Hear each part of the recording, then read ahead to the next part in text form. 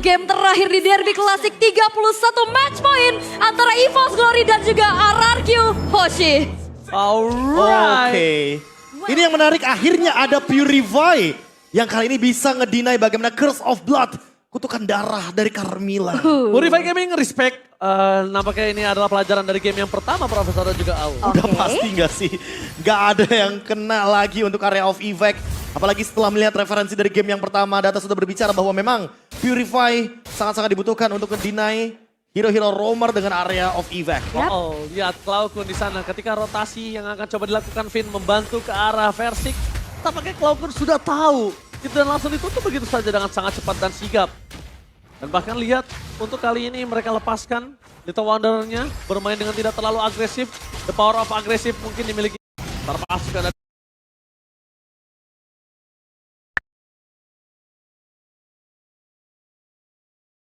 Mila sih sebenarnya kuat banget ya. Kalau bisa dibilang, walaupun dengan adanya satu Purify yang emang dibawa juga. Karena kita nggak jarang ngeliat Carmilla dengan Vengeance, semakin durable lagi di depan. Tapi ya jangan dilupakan juga bahwa Annabelle is online kali ini membawakan hero favoritnya. 4 kali menang, 1 kali kalah dari 5 pick yang dihadirkan, 80% win rate dari Annabelle.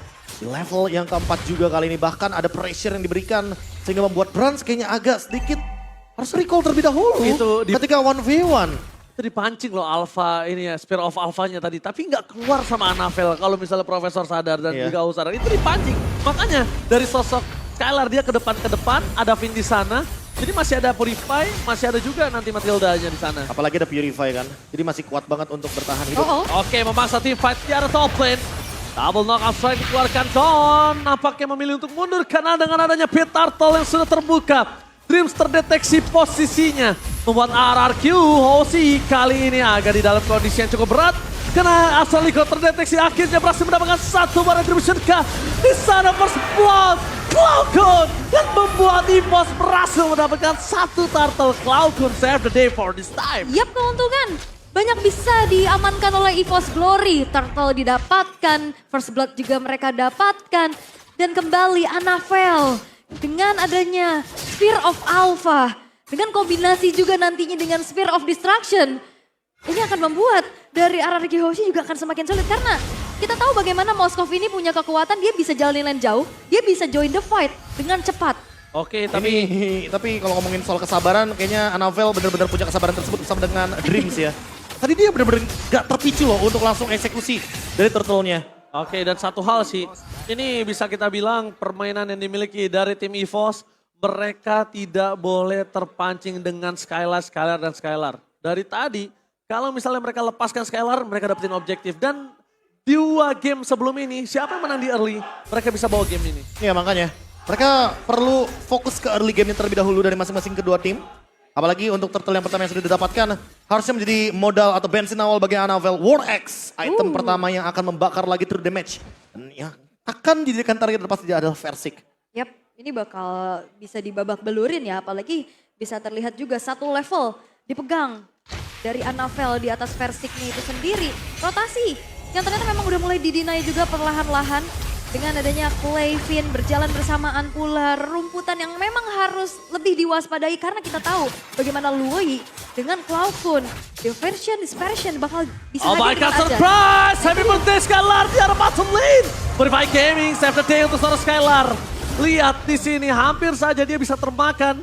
Ternyata surprise-nya gagal. Nah itu, Diversion yang memang mengejutkan juga, tapi nah itu dengan mungkin bisa hadir di mana aja. Jadi awareness dari RRQ Hoshi juga akan semakin lebih tinggi. Ya tapi kalau misalkan melakukan ganking ke arah Skylar dari depan kayaknya bukan menjadi ide yang baik sih barusan. Kalau mungkin dari belakang itu kayaknya bisa jadi opsi. Karena nggak ada- Ketika nantinya EVOS-nya dapetin keuntungan. Karena dia gak bisa loncat kemana-mana bro. Dia Makanya, Purify soalnya. Dia Purify, dia gak ada flicker ditambah dengan Kari juga Phantom Step-nya ada cooldown. Ya Phantom Step-nya sejauh apa sih? Iya, gak jauh-jauh banget Itu kok. ada temboknya kejedot. Tapi lihat nampaknya Versik tidak akan tinggal diam. Mereka memasang D5, tepakan Finn! Berhasil melakukan takeover terhadap Turtle. Kembali lagi Finn is back. Pencurian Turtle yang selalu dilakukan oleh dirinya. Tapi nampaknya Finn masih coba untuk di take down oleh para pasukan dari tim EVOS Glory. Dan di sini kondisinya mungkin banyak yang sudah lupa kalau Finn adalah salah satu member RRQ yang sering banget melakukan Still love. Lebih ke hobi sih. Hobi ya. Iya.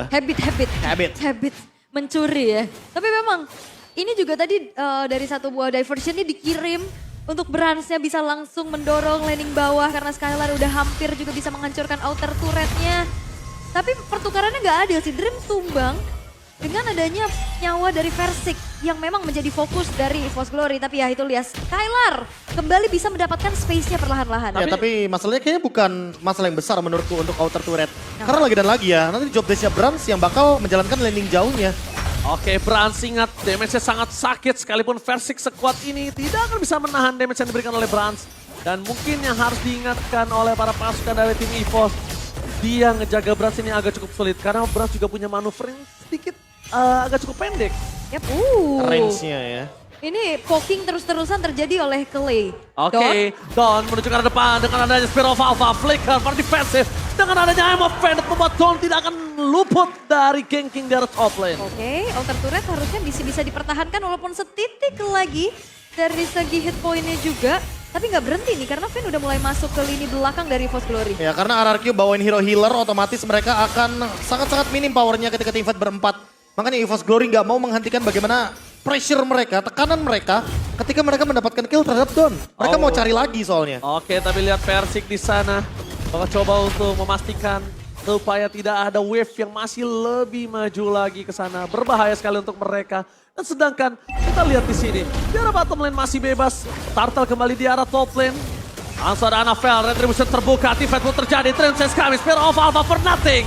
Membuat para pasukan dari tim RRQ melihat banyak kondisi yang terbuang. Flicker, ultimate, semua kebuang. Yap, tapi Turtle yang muncul bakal coba untuk dikontes juga perlahan-lahan. Versik sudah mulai hadir begitupun Finn. Oke, tapi nampaknya Spear of Alpha pun tidak ada dengan tidak ada Cloud pun dengan flickernya.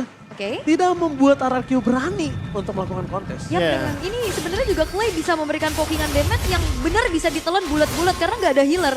Minimal kalau udah menginjak ke arah middle to the late game, recall harus dilakukan. One by one situation di arah bottom lane. Flavi lagi menjadi pilihan utama dan untungnya tidak berhasil mendapatkan apapun, Finn. Mencoba untuk mendeteksi Ama Offended-nya masih for nothing. Tim Fight akan coba terjadi dengan adanya sedikit Astraliko. Mereka sadar akhirnya dan tiba-tiba surprise, Bros! Hilang! Don! Standby dengan Cam yang berada di arah bottom lane berhasil mendapatkan blast. Tim Fight pun terjadi. Tapi ini dia Curse of Blood. Membuat para pasukan dari tim RRQ mereka nggak bisa maju lebih dalam lagi. Informasi telah didapatkan. Fokus menuju ke arah mid turret dan surprise attack from Cloud. Unify Gaming gak bisa menyelamatkan Skylar karena mereka berhasil membalikan keadaan. Dua hilang. Wow, satu buah rotasi cepat yang memang bisa dimanfaatkan. Diversion menuju ke arah satu buah rumputan kejutan kembali terjadi di mana Skylar harus hilang untuk pertama kalinya. Skakmat, itu yang terjadi ketika Sang Raja ternyata benar-benar tidak punya jalan untuk keluar. Dan kali ini dengan adanya Curse of Blood kena 4 pemain, mereka harus mundur tapi ternyata tidak ada lini belakang yang aman selama masih ada Cloud Kun. Diversion surprise dari belakang dan itu yang membuat tumbangnya Brans menjadi trade yang sangat-sangat menguntungkan bagi EVOS Glory. Oke, satu jawabannya berarti tandanya rumput tidak ada yang aman. Apapun yang ada di sana rumputnya harus dicek. Betul, Iya. rumput yang tidak bergoyang belum tentu tidak ada orang. Ini masalahnya Clay harus bukain semua minimap yang ada. Semua bush kalau possible. Karena memang tidak ada tempat yang aman untuk saat ini. Timing demi timing dimanfaatkan dengan adanya Cloud Kun sebagai pilar utama untuk mereka bermain dari belakang. Yap. Mereka udah nyoba melakukan takedown ke arah Skylar dari depan. Mereka tahu kalau Skylar ini power untuk defense-nya sangat luar biasa. Oke, tapi nampaknya kondisinya kali ini Don akan coba mundur. Dan bahkan para pasukan dari tim RRQ, mereka yang udah mulai terdeteksi berada di arah Pit Lord nampaknya. Karena ada sosok Ruby dan juga Anavel di sana dengan alfanya. Oke, tapi kayaknya bakal coba untuk kembali dipok, di reset lagi aja, ditarik ulur terlebih dahulu. Tapi, Anavel coba untuk pegang balik, take over terhadap Lord, tapi ternyata tidak lebih lama lagi. Dan gak ada detektor juga dari Clay. Dia belum menemukan di mana pemain dari EVOS Glory berada. Belum ada informasi juga yang bisa di-trade. Itu ada sedikit after effect kalau misalnya sadar Profesor. Iya, sedikit. After effect yang tandanya ada sedikit rotasi yang masih belum diketahui kemana. Benar. Dan masih belum ada jawaban dari RRQ Yoshi. Gak ada yang bisa bukain map secara pasti. Oke, mencoba untuk menangkap ke arah Dream sana. Versik harus mundur ke arah belakang. Damage terlalu sakit. Bahkan Clay Amo penetrate flicker from Flavi. Menyelamatkan semua. Mencoba untuk mundur ke arah belakang. Curse of Blood membuat para pasukan dari tim RRQ mereka poranda. Lot pertama di tangan dari EVOS. 3.900 gold menuju ke arah 4.000 gold. EVOS telah mengungguli dan 2 game terakhir. Siapa yang pegang di early, dia yang mendapatkan gamenya. Oh, lagi-lagi Fluffy. Offended, kembali lagi dikeluarkan. Finn gak bisa jalan pulang. Dan untungnya kali ini para pasukan dari tim RRQ mereka tidak terlalu terburu-buru untuk teamfight Brans.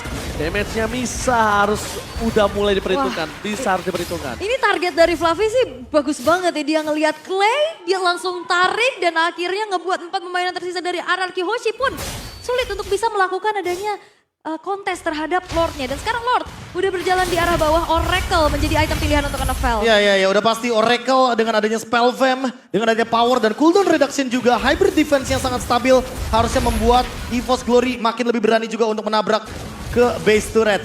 Apalagi dalam keadaan seperti ini, stacknya Anavel lebih ready juga untuk teamfight di level yang ke-15. Sementara untuk Versik, dia masih ketinggalan 2 level di bawahnya. Alright, di arah bottom lane kita lihat para pasukan dari tim RRQ mencoba untuk melakukan sedikit defensif terhadap Lord yang mereka miliki.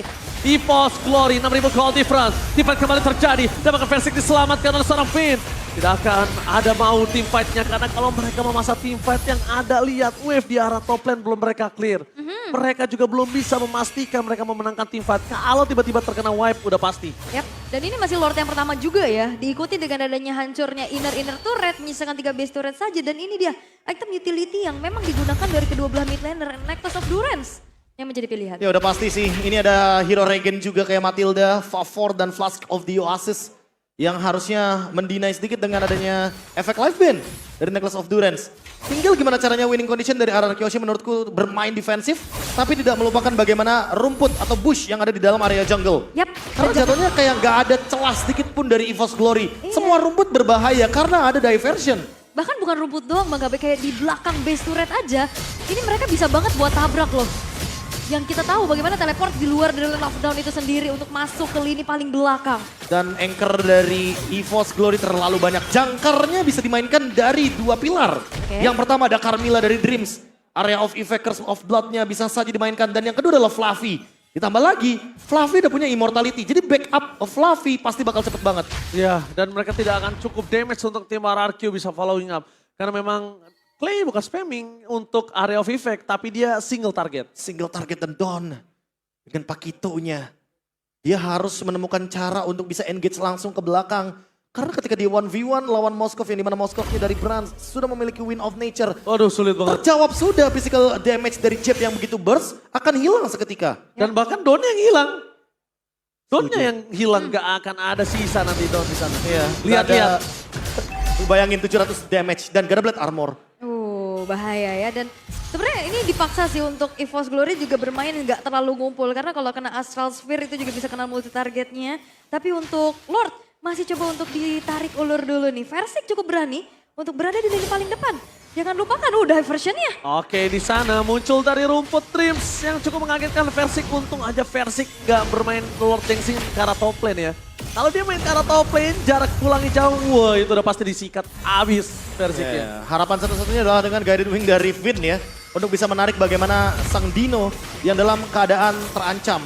Oke, Spear of Alpha, teamfight pun coba dipaksa. Langsung ada Versik di sana terdeteksi bersama dengan seorang Clay. Finn bersama dengan Skylar di sana memasang teamfight kembali. Dan langsung ada Second Eagle ke arah belakang. Tidak bisa dibendung, damage terlalu besar. Maka Versik tertinggal begitu saja menjadi korban keganasan EVOS Glory. Menunjukkan ketajaman taringnya. Menggigit para pasukan RRQ dan surprise. Menuju ke arah Dawn dan tidak bisa terperangkap. Untung aja Dawn bisa lolos. Kalau nggak ada flicker itu Dawn menjadi korban kedua. Tapi Versik ini babak belur seadanya Abis. sih. Wah, ini jadi garda terdepan, tapi ya itu yang akhirnya menjadi makanan untuk Anavel. Terus-terusan. Ya, ditambah lagi untuk sekarang push akan menuju ke bottom lane. Harusnya bakal dilanjutkan lagi untuk push mid dan juga bahkan di top lane. Melihat bagaimana Anavel dan Brans yang menghancurkan turret di area bottom lane. Wow, ini lihat Lord Enhance bergerak ke arah bottom lane. Super Minion di 2 wave yang berbeda juga sudah mulai bergerak menuju ke arah base turret. Fluffy menunjukkan batang hidungnya. Amo penetrate Blackheart! Fluffy! berhasil mendapatkan satu point kill. Terbakat team fight pun masih coba terjadi. Pasukan RRQ tidak kenal kendor. Di sini mega kill didapatkan. Mereka kehilangan Dawn. 3 berbanding 4 bukan hal yang baik untuk tim RRQ mempertahankan base mereka. Tapi untungnya dengan darah yang sakaratul maut membuat EVOS Glory harus sedikit meredam permainannya. Wah, Amo Vandit flicker jauh banget. Jauh banget. Jauh banget itu. Dan akhirnya membuat dari Dawn dan Kulenya pun menghilang di fight yang begitu intens. Ya, tapi masalahnya EVOS Glory ingin memaksakan melakukan push tanpa adanya minion di mid lane. Dan itu merupakan menurutku hal yang cukup berbahaya ketika Branch-nya lumayan terancam di lini belakang dengan kehadiran dari Skylar yang free hit. Kalau kita lihat dari instant replay-nya, lihat minionnya seinstan itu untuk dihancurkan dengan adanya Astral Echo. Dan sesaat setelah adanya wave clear di area mid lane, Skylar-nya mampu untuk mendeliver damage sebanyak mungkin. Dreams-nya pun kehilangan immortality. Agak terlalu dalam juga ya, base turretnya masih berdiri, tapi sekarang Mereka masih mau team fight kembali. Ini menjadi team fight untuk trigger. Siapa yang ngeluarin spell, siapa yang ngeluarin skill, ini cukup berarti loh di sini. apalagi sekarang juga udah menginjak menit 16 ya, udah hampir level maksimum juga untuk semua pemain yang ada. Oke. Perlahan-lahan ini juga yang perlu diperhatikan adalah positioning dari Skylar. Dan akhirnya ada Blade Armor dari Versik, tapi Oh, Goxel Kemi surprise! Venom dan Skylar! Dari jamur utama dan 2 hilang! Ini bencana! Lihat, mereka kehilangan fondasi mereka. Mereka kehilangan Versik, mereka kehilangan Skylar. Wave menuju ke arah bottom lane. Membuat para pasukan RRQ. Mereka harus clear dengan sangat cepat. Ini benar-benar tidak bisa dibendung oleh RRQ. Setidaknya walaupun tidak langsung menuju di bottom lane. Mereka harus pecahkan mid turret terlebih dahulu. Wah, satu buah kombinasi diversion dan juga satu conceal yang mengejutkan. Lagi? Oke, langsung menuju ke arah Dawn. Flicker for defense in, double no outside. Flammy memaksa menghentikan pergerakan dari seorang Dawn. Tidak ada lagi yang grounded. Oh my god, ini bencana. Best terbuka dengan sangat bebas. RRQ Hoshi dicabik-cabik dan EVOS Glory menunjukkan taring tertajamnya. Mencatatkan sejarah di laga 31.